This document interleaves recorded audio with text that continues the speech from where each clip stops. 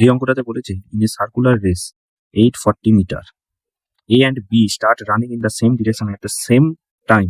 একই ডিরেকশনে যাবে, একই সময়ে যাবে। একজনের লাগবে 6 আর একজনের 12। সো আমরা সবার প্রথমে এদের মধ্যে রিলেটিভ স্পিডটা বের করে নেবো। রিলেটিভ স্পিড একই দিকে গেলে অবভিয়াসলি এটা বিয়োগ হয়, 12 - 2 মিটার পার সেকেন্ড। এখানে হচ্ছে 12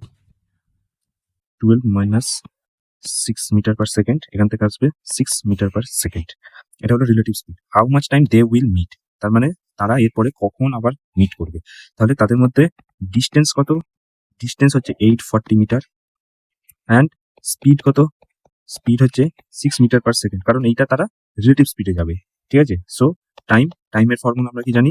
d/s 840/6 equal to 140 second. So this is the correct answer, 140 second. It is the correct answer.